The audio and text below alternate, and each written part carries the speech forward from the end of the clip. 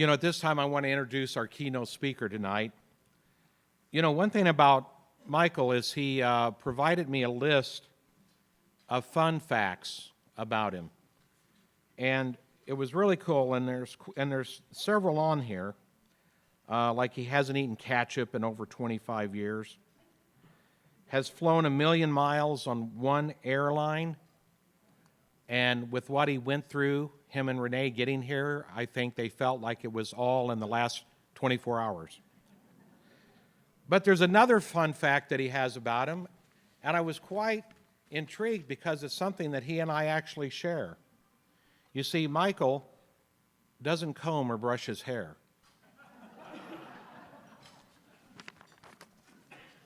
Yeah.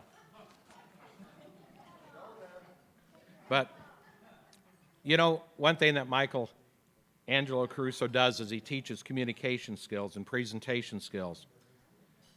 And his keynotes are a combination of your best teacher and your favorite comedian.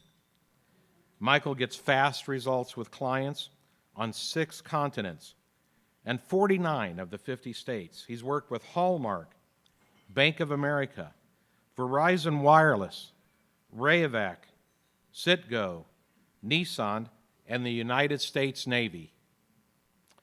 He's author of Work Hacks and Dear Michelangelo, a father's life letters to his son.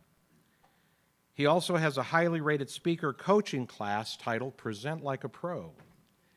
A lifetime Rotarian, Michael enjoys exercise, movies, nonfiction books, and travel. And he's also an author of a brand new book called Grow Your Service Club.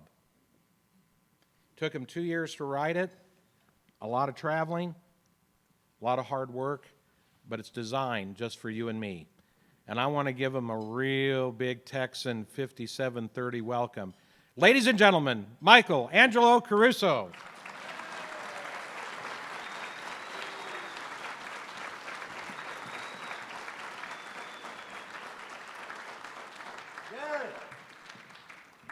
Thank you very much. How was your meal? Fantastic. Good. Somebody said fantastic. I couldn't get this table to use the F word. Fantastic. Thank you very much for the nice warm welcome. We've already met so many nice people here today, and look at your smiling faces. You're all beautiful. Raise your hand if you're a beautiful person. I told you were beautiful, and you agree. Great. Raise your hand if you're an intelligent person. Again, almost every hand in the room goes up. Not everyone, but almost every hand. Raise your hand if you're here tonight. Still not every hand goes up. Amazing.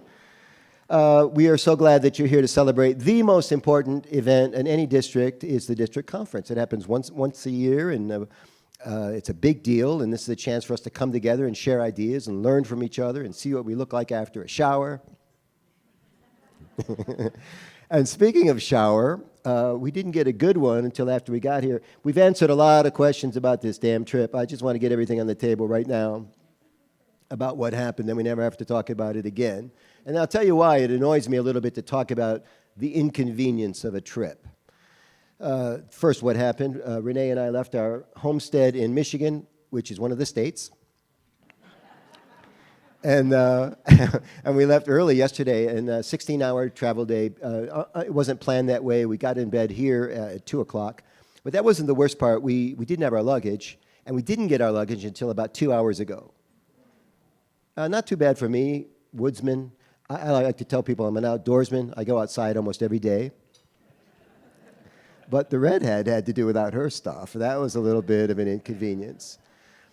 But I don't know how many times in the day of travel that we talked to each other about the different times in our lives that we've been inconvenienced. Because when you're being inconvenienced, it's a big deal in the moment. It's like, this is the worst thing that's ever happened. I'm filing a report on American Airlines, And that's really not where the action is, people. It's not about being inconvenienced. Life is a series of inconveniences.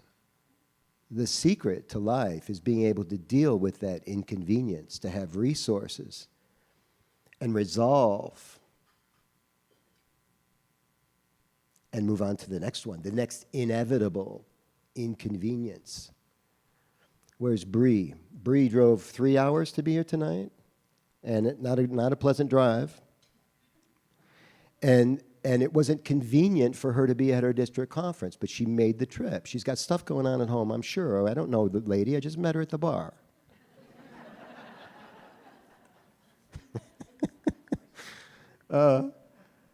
It's not convenient to be in Rotary. It's not convenient to come to district conferences. It's not convenient to help other people that you don't even know outside of your own family. But it's worth it, isn't it?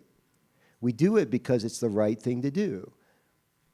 And that's why I don't begrudge an inconvenience once in a while. That's why it's okay to have a 16-hour travel day. I don't want to do it on the way home. But it's okay once in a while. And I don't mind the airline losing my luggage once in a while. It happens. I don't want it to happen all the time, but I want to have some, little go bag. If you pack properly, you have a little go bag with the stuff. You're shaking your head. Why? Do you know the term go bag? You know what I'm talking about? Because you have a little something in your bag to get you through, a toothpaste or a toothbrush or some cologne or something, whatever is important to you. And you make it happen, man. And the reason I'm opening, I never talk about this kind of stuff. It's just relevant to what happened with our trip today. But the reason I'm talking about it is because we're setting ourselves for another year of success in this great organization.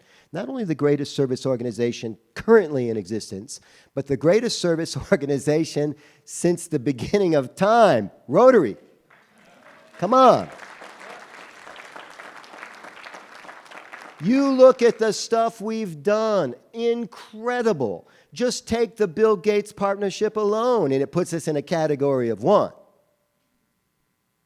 And I know you're tired of polio. It's inconvenient to keep talking about 3 cases of polio in Afghanistan, for God's sake. But we have to keep talking about it. It's the only way we finish the job. If we stop talking about what happens, out of sight, out of mind, maybe, right? So I don't begrudge the inconvenience, and I hope you don't either.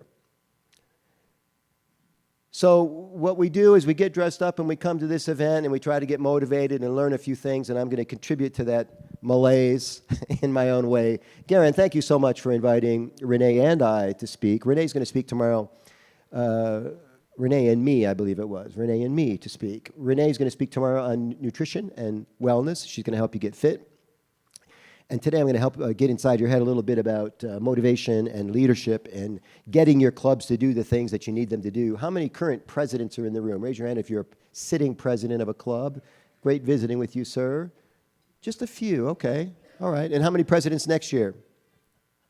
Some are the same people. Not convenient. And so I've been thinking a lot about, and I was fortunate to speak at 3 PETs this year. I did 5 last year, so I'm kind of on the circuit. So I get an idea for a year, and my idea for this year has been this SNL 50. Any fans of SNL, Saturday Night Live? Love that show, yeah.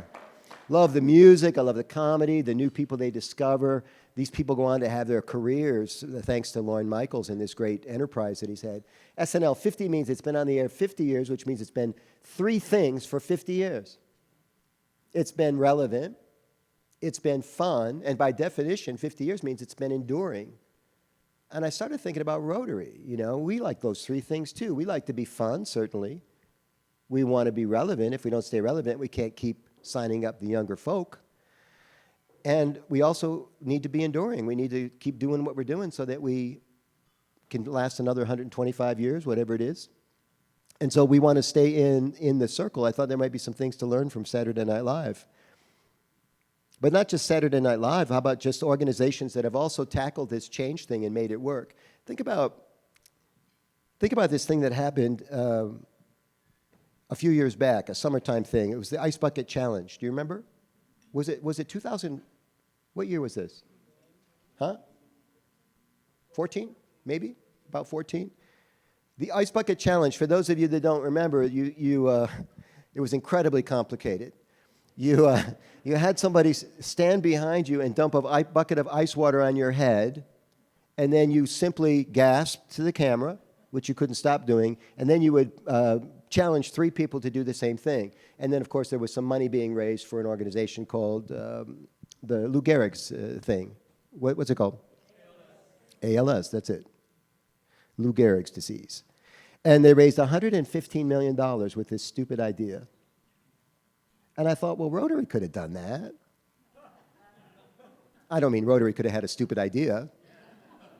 Rotary could have had a bunch of people dump ice buckets on their head and raise $115. We didn't, but we could have. Think about something like the coffee business.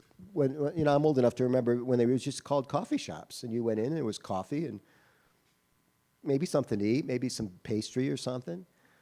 And then a guy named Howard Schultz basically came around and he redid the coffee industry. It's called Starbucks. And now you can't even get a small coffee anymore because it's called a tall. What'd you say? It's a tall. Try to order a small in a Starbucks. She said, you mean a tall? It's a tall. There is no small. This guy redid everything.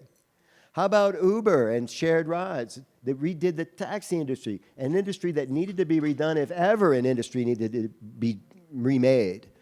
I am so angry thinking about all those older people sitting out by the curb waiting for a car that would never come. Taxis. Because you had no way to chase it. There was no way to see if it was on its way. There was no accountability. Try dialing 1-800-YELLOW cab and getting satisfaction back in the day. So all of these changes happened on our watch while we're doing this. And Rotary's now, we're in this like stage of reinvention. You know, what is it after polio? What can I do if I'm president of my club or just a well-meaning person in my club and I want to motivate my club to do more next year, to give more, to come to more events, to maybe become a speaker for our great organization? What can we do to get people to do this? We're going to have to be more persuasive than we've been in the past. And I have ideas. I'm going to give them to you tonight. I know a little bit about encouragement. I've been a type of teacher all my life. When I was young, I played trumpet in the high school band. Anybody play in the high school band in school? It's a great thing to grow up playing a musical instrument. You never think of music the same way again. And I was never first chair, but I realized that as third chair trumpet, I knew more than the fifth chair and sixth chair trumpets. And so I started offering them lessons on how they could raise their standing in the world to third chair if they ever wanted to, you know. And I figured out how to get paid for it. I was giving trumpet lessons in high school. And then I learned how to play bass guitar, and I did the same thing with bass guitar. And then my brothers and I were in a band together. We're called the Caruso Brothers Band. We're on YouTube right now, which is crazy because those videos were recorded before YouTube was invented. And now I'm on YouTube rocking it. Now that's crazy. What I loved about being in the band with my brothers is we were learning from each other. Between the four of us, we played 10 musical instruments. So there's a lot of teaching and coaching in my early life. Later on, I had business coaches and professional coaches. I had mentors. Then I became a professional coach. I now teach presentation skills to anybody that wants to get better at it. And I teach people how to write books, which was a natural extension of teaching you. If I have to teach you content for a speech, like what's called a signature story, and then it's publishable, and you want to write a book, let's put it in a book. And now these speakers become authors. It's pretty cool. So I know something about this, and I've studied a lot. I'm interested in Beethoven's story because, you know, Beethoven was diagnosed as deaf fairly early in his career. He had already composed some great musical works, and then his doctors told him, they said, you know, you should probably stop composing because you're going deaf. But did Beethoven listen?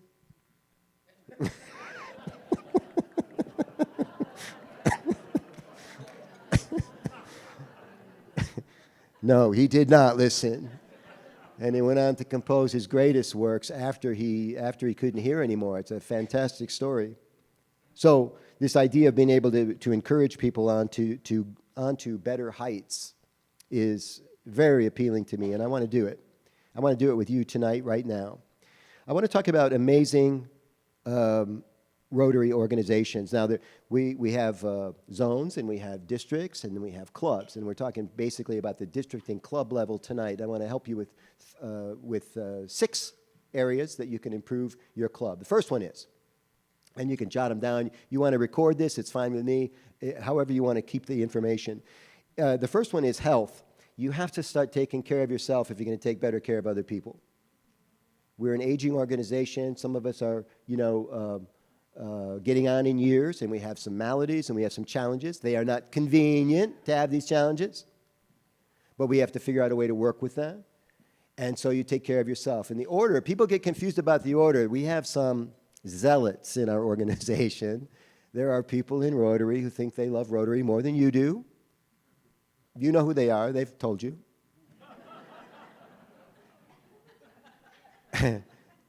And these people are going to burn out, a lot of them, because they're Rotary above everything else. And that's not the order of priority. I want to get this straight with you, especially the presidents-elect who are starting on July 1st. Number one concern is your own personal health. Number one. Number two is your family. Number three is your job. And number four is what? Rotary. That's exactly right. It's the fourth priority. You let those other three things go, Rotary's not going to matter. Your wife leaves you, it won't matter how good of a president you are, right? You don't have a job, you're going to have to drop out of your club because you can't pay the dues. So take care of those three things in that order, and then take care of Rotary, and you'll be in better shape. Second thing I want to talk to you about is engagement. This idea of being able to engage people on a deeper level than you do now. I know we can do better at this. And I can give you simple examples of it. You know, Renee and I are new to the district. None of you, very few of you have seen us before. We've run into a few of you at different events, but for the most part, we're new faces. And we, of course, in the hotel, we're walking around, and we know who the Rotarians are because it's pretty obvious. You're either in this hotel today, you're either in Rotary or you're working in the oil field. And it's pretty clear which one we're talking to, you know? And if you're in Rotary and you're at a conference and you're in the hotel conference and everybody else is likely to be in Rotary, it's probably a good idea to start saying hello to people. But we don't until day 2 for some reason. It's not just Rotarians. It's any event I ever speak at. I'm going to Boston to speak at a company called the Blood Centers of America. I have no idea what these people do. I'm learning. But I'm going to spend some time with them in Boston. And I will promise you, everyone's going to be a lot friendlier on the second day than they are on the first day. But, you know, these people that are really good at engagement, they don't need to warm up. They're hitting you up in the parking lot with, hello, how are you? My name's Michael. What's your name? What club are you with? What are your goals for this year? These are all reasonable questions to ask people when you're standing next to them getting coffee. Do we agree? Can I expect you to ask me some of these questions tomorrow at breakfast? Can I expect you to ask some of these questions tonight at the hotel bar? Probably not. Maybe. We'll see. But I want you to start getting a little bit more into the groove on that because we are not open-ended on this time thing. We need to keep humping it. Number 1 is health. Number 2 is engagement. Engagement is an easy enough thing to do, too. We can do it with something simple called compliments. Now, I'm going to break this down for you because compliments have gotten weird in the last 10 years. Especially if you're complimenting somebody of the opposite gender. Stuff is misinterpreted. People are balky about this, so I'm going to help you fix it, okay? There's 2 types of compliments in the world. The first is what's called the outside compliment, and it's based on the outside of the person's body. So you say something like, I really like your hair, that color looks good on you, or perhaps looks like you got some sun last weekend. You look great. Do people like outside compliments? Yes or no? They love them. Our society is predicated on them. But they don't hold a candle to inside compliments. And inside compliments are about something that you can't see about the other person. Like what? Shout it out. Compassion. Good. What else? Say it. Empathy. Great. What else? Humor. Excellent. Spirit, energy, honor, all this stuff. And if you say to somebody, you seem like a really good person, I want to get to know you better, that's worth 10, I like your haircuts. Which one are we more frequently giving to other people, outside or inside compliments? Outside. We default to them, man. What's that? Thank you very much. And I like the nice tie compliment. I'll sign for it, man. But I have a personality too, Pamela. As you're becoming painfully aware. So we want to use these compliments, this engagement, to leverage something that we call influence. And influence is super important if you're going to take your club someplace. If you're leading a committee, leading the club in terms of president, being a club president. Yeah. I teach people influence in the speaking business because people will come to me and say, I want to be funnier on stage, or I want to command the room, or I want my audience is going to sleep on me. Or they say, I need my audience to do something, but they never follow through. And I say, well, you know, maybe we got a problem with how you're delivering your message. Let's take a look at it. We break it down, and we do some coaching, and we figure it out. I can solve almost any problem a person has. But first we have to identify the problem. And it takes a minute.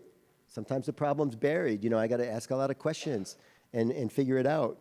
But I'd be happy to show somebody tonight, right now, how to be a better speaker. Does anybody do presentations? Do you do presentations at work? Hands up. Do you do presentations for Rotary? Yeah? Anybody?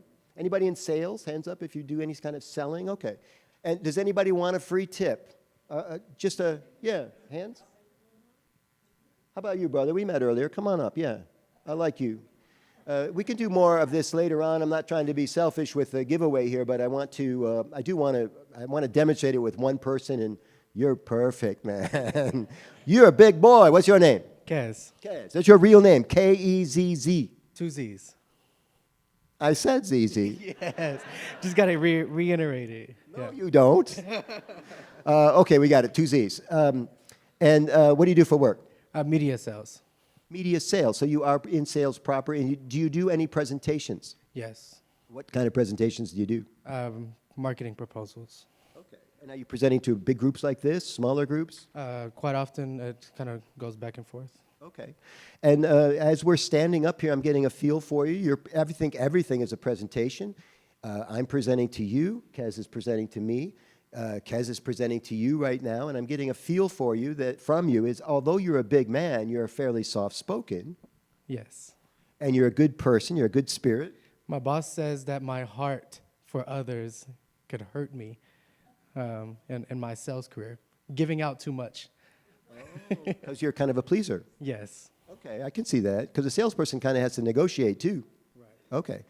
So when you're presenting, you want to be able to present something in a way that is attractive to people, but you can't give the store away. You have to have them want it.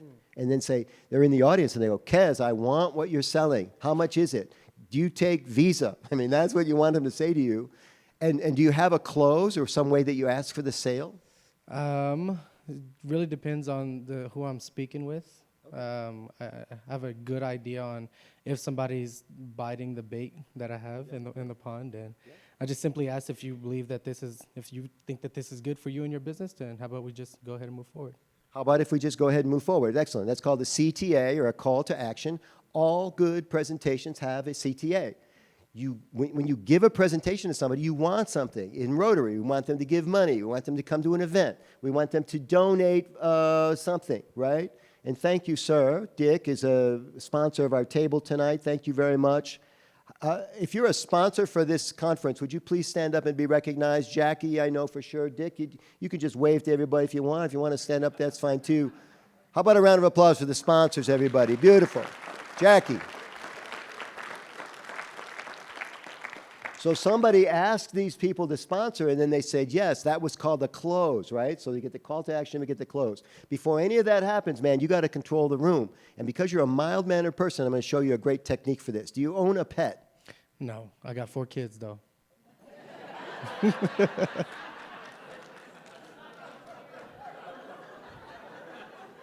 You know we're recording this, right? They'll see it. And that one day your kids will see this video. Yeah. Okay. So, did you have any pets growing up? Yes. What kind of pets? I had a black lab. Oh, black lab, a dog. And what was the dog's name? Scorpio. Scorpio, like the astrological sign. Yeah. Well, at the time, I didn't know it was an astrological sign. He had gotten stung by a scorpion on his nose, and I thought I coined Scorpio, but turned out that. Not so. Yeah. All right. Very good. It's a big world out there, man. All right. So when Scorpio did, I'm sure he was a really great dog, but did he ever do anything wrong? Absolutely. What kind of things did Scorpio do wrong? Pooping on my shoes. Oh. Yeah, that's not nice. No, it is not nice. Chewing up the carpets, different things like that. Made you mad?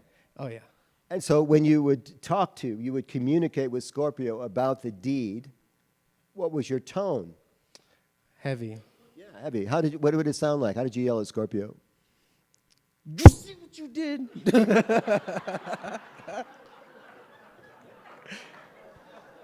You almost knocked the mic out of my hands, man. Can't do your kids like But no, you can't. But the volume was what? that. Pretty heavy. Say it again, just like you did. You see what you did? But you're not really. That's not that loud. You know, you're like a librarian that doesn't want to yell. You know, Scorpio, did you see what you just did? So you're going to have to give it up a little bit, and this is the technique I want to teach you. It's called put a steak on the grill, and you just turn up the volume because you want to do that especially in a large room like this. We have 120 people here tonight, 125, and so if I come out and I'm mild-mannered, you know, that my name's Michael, everyone, and I'm so excited that you're going to be president of your club, and it's going to be a great year, and pretty soon you're like, you know, and I don't want you to go there, so I want to put a little steak on the grill. So I'm going to teach you a technique. It's called the yell at the dog speaking technique, okay? So when you yell to Scorpio, what happens is you put a mean expression on your face, your brow furrows, and you go, Scorpio, I told you no. It's like that, right? And then you had the gesture, and you didn't have the volume, but now we're giving it the volume. You do it. Scorpio, I told you no. Scorpio, I told you no. That's it, man, right? And Scorpio cowers and runs, right? That's how I want you to say hi to the audience. I told y'all no.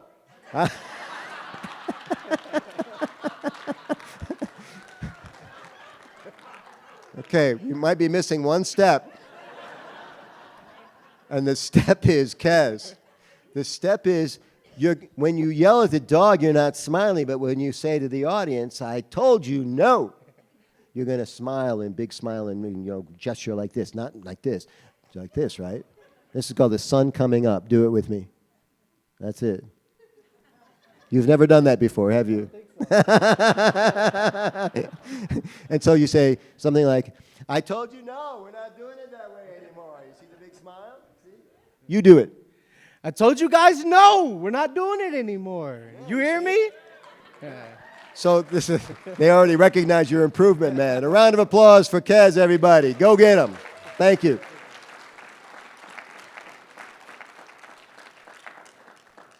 That boy could snap me in half. And it's early in the night. He still might snap me in half later on. Let's get to finish up the juice here. So we have health is the first one, engagement's the second one, influence, which we just taught you through Kez. Let's talk about marketing.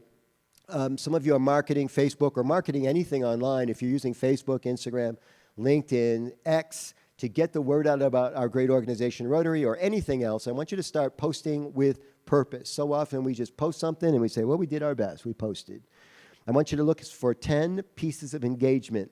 Engagement is a emoticon or a like, a comment, or a share. But they're not worth the same amount of points. What's worth the most?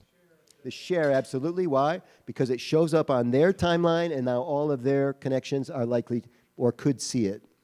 The least likely is the one that gives you the dopamine rush all day long, which is the like. You know, you're happy for the like, but it's nothing, man. It's like junk food. It's like Doritos. They're not working for you. You just think they are. And so we want to try to trade up from likes to comments, and the best way to get comments, by the way, is to ask a question. When you ask a question, people are obligated, not obligated, but they feel obligated to weigh in on it. So sometimes just a simple question, do you agree? And you can find that people will start responding better to your posts. Pretty cool. The fifth one is time management. And I have some tricks for this. Everybody got simple time management tricks, but I have a bunch. I make phone calls in the car, but I do it in a clever way. I always do safe driving. These days, you know, you press a button and then you can say, call so-and-so, and it'll come up. But I love to do it in the car because it's dedicated time. At home, I'm busy doing other stuff. So I know that I'm going to have a more nutritious call. I can't write anything in the car, which is a detraction.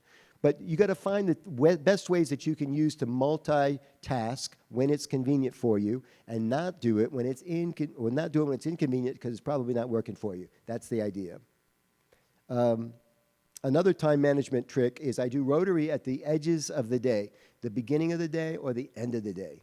I don't stop what I'm doing with customers, or if I'm having a conversation with my wife, I don't stop doing that so I can do Rotary, right? All that stuff comes first. So the edges of the day, early in the day, I get the seed planted that somebody's going to get back to me. And sometimes I even call people on the way to Rotary meeting to find out what's going to happen when we get there, which people get a big kick out of in my club and my just different people I work with. Because I'll call them and they'll say, yeah, what's going on, Michael? I'm on my way to the meeting. I say, yeah, me too. I want to talk to you. And they say, well, can it just wait to the meeting? And I said, no, I want to talk to you now to find out what I'm walking into. And they say, well, I could just talk to you when I get there. I said, we're on the phone. And I try to get them to talk to me about what's going on because now I know what I'm walking into. And I call them on the way out of the meeting, too. What are we working on now? When can you have this done? Did you like what happened today? Because otherwise, I mean, there's an old saying, work gets done between the meetings. Remember that. Work gets done between the meetings, not at the meeting. So use your time wisely. And then finally, this idea of having legacy goals. Be thinking about how you want this year to shape for your club. Is it a big fundraiser? I've been involved with things like retooling our biggest fundraiser for the club. And to do this, very quickly, I'll tell you, we used to have these fun, easy $3,000 to $4,000 fundraisers. And when I became president, I said, I'm try to change this. At least during my year, it's going to be my contribution to the club. We're going to do a $10,000 fundraiser. It was the first time we had ever done one. $10,000 net. You know the difference between net and gross, right? Net is the money you keep, and gross is the money you take in. And so $10,000 net. We had never done one before, but here's the thing.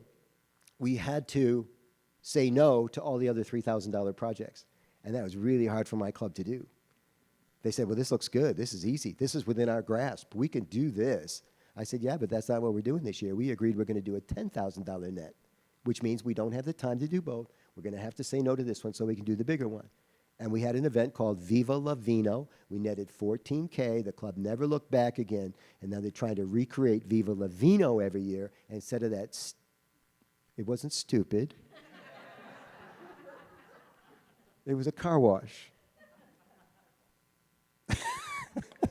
It was a car wash with no adjective. It was just a car wash. That's all it was. All right. I want to leave you with a couple of other bits here, and then we'll take some questions if you have any. Garen, thank you again so much for having me, brother. Do you have a bit of business you need to do after this, or are we sending them to the bar? Well, before they get to the bar, we do have some recognitions that we're going to do. Okay, good. We'll get you to that right now. So I wanted to share a success story with you, something that was. It's a funny story, but it's also enervating and motivating. It's an airplane story about another not-so-convenient trip that I took a long, long time ago. I got on an airplane in Detroit. The question later?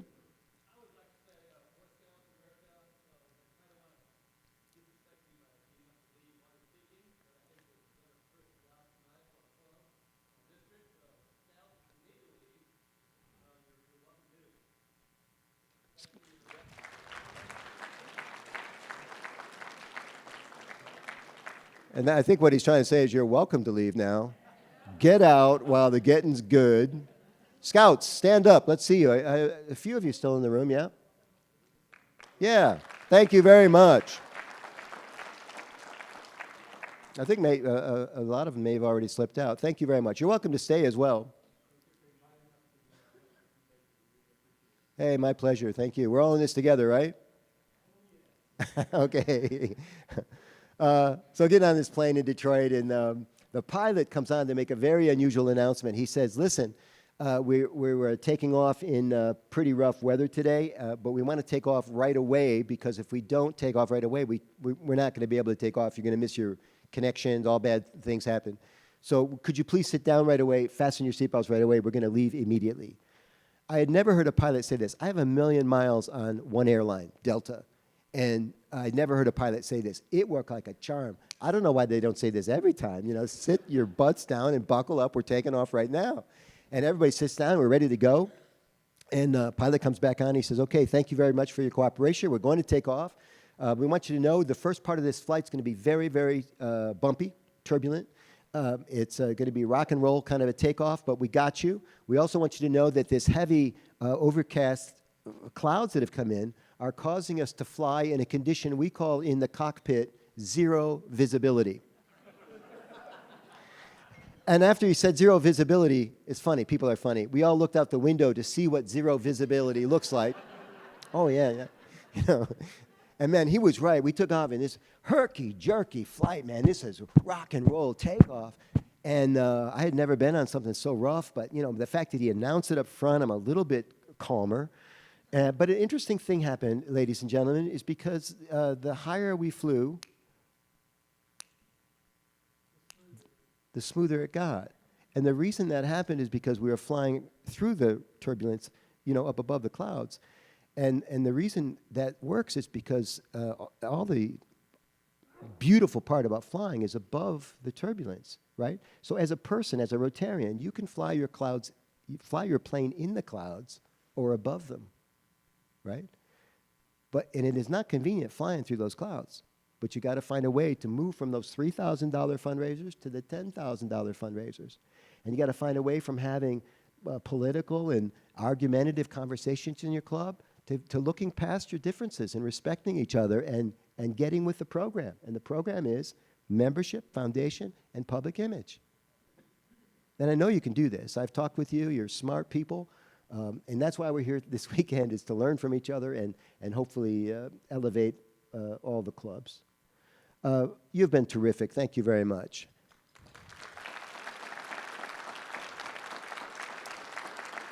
Thank you, G. Thank you.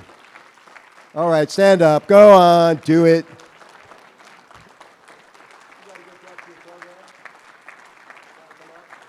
Thank you very much, everybody. I know you got to do some recognitions. I was going to take some quick questions if you had time. It just quick ones, yeah? Yes. You want to get yourself assembled for the... Sure. And I don't know how many, if they were going to have any questions. Does anybody have a question for me about anything? Speaking tips or... yeah, how are you? We'll ask you to stand maybe and tell us your name and the name of your club. My name is Crenson. I'm from the Hereford. How would you describe air pockets with all the stuff you've got going on about turbulence and... Air pockets in the flying? Yes.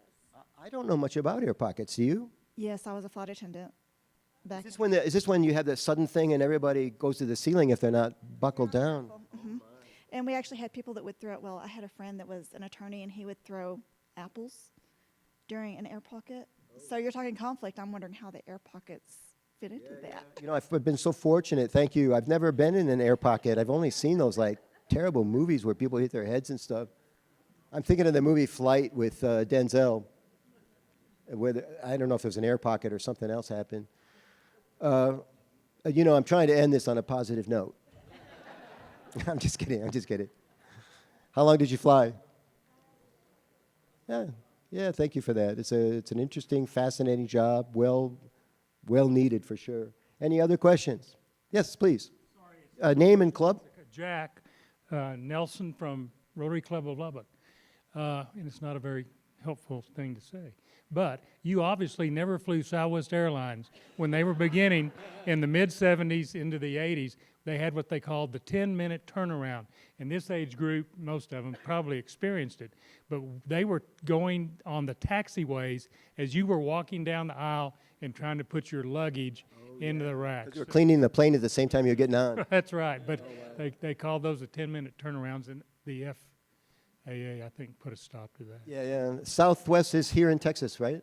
Yeah, that's where they started. They're not here now? Yeah. What city? Dallas, okay. And Herb Kelleher's influence is leaving the organization. They just changed their something. Seating, was it? Yeah. Assigned seating, that's right. Pretty soon it would be hard to differentiate them again. Hey. I have an important question. Your idea of the future of Rotary and how we can really change it to meet the needs of tomorrow's Rotarians.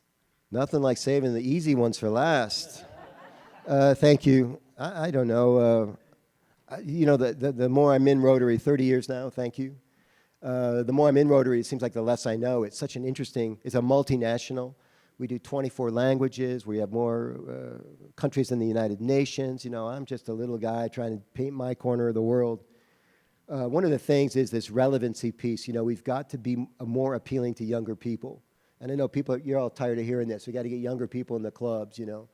But the fundamental problem that we have, and forgive me, everybody, I'm going to be direct here, is that most 35-year-olds don't want to hang around with 70-year-olds. Does that hurt your feelings? Because this doesn't bother them at all, man. They're okay with this. So then I start thinking about, well, what could we have a junior level of Rotary like they did with some of these organizations? Could we have a way that we could peacefully coexist where we could pass off our wisdom to them, but they don't have to hang around with us? I start thinking about stuff like that. So let's talk more at the again at the hotel bar. That's where I do my best work. What's that? Okay, keep your voice down.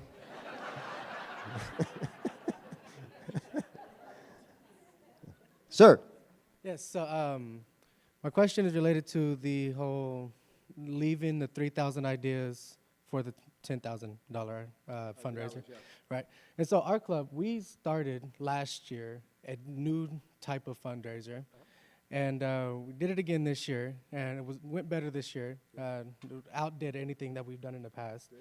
And next year, we want it to be even bigger. And so my question is, how do we not only continue to grow, but like, how do we keep the momentum and make it what we expect it to be? You're in the club? Yes. What's your name? Rachel Tedder. Rachel, very good. More club members here? Oh, the whole club? Amarillo by morning. Love that song. Great question. It's on the Newlywed Game? Oh, that's the fundraiser, the Newlywed Game. Okay, so a quick answer, and then we can talk more about it. I don't know the nuances here. I don't know the personalities, but in general, numbers are what you focus on. So whatever that number is, you get hardcore about it. 5,000, 6,000, 8,000. Also attendees. How many people do you need to have 8,000 net? So if it's 100, you focus with laser-like precision on 100. And when you get 50 registered, you start telling everybody we have 50 already. You see? So it's a transition. It's a graduation to get them to that. And you let people, it's an organic experience. You cannot it's better to over-communicate than under-communicate when you're marketing. All these, we should be doing like a workshop now on 3 topics that are brought up here in the end here. Anything light and fluffy that I can close this damn program. Okay, very good. Thank you so much, everybody. We're going to turn it over back to Garen.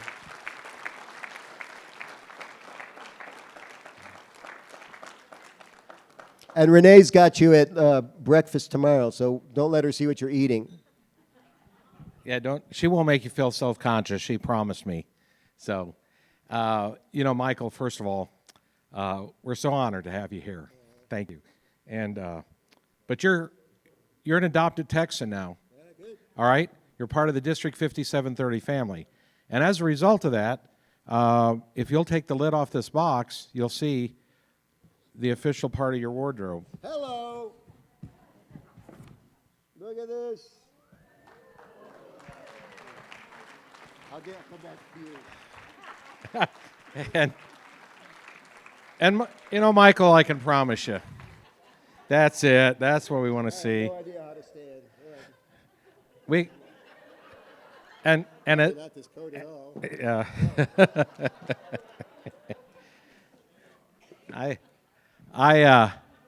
I can promise you, Michael, as long as you're wearing that hat, you'll never have a bad hair day. Thank you very much. Thank you. You're the best. Thank you. All right, let's give him a hand. Angelo Caruso. Woo! Yeah.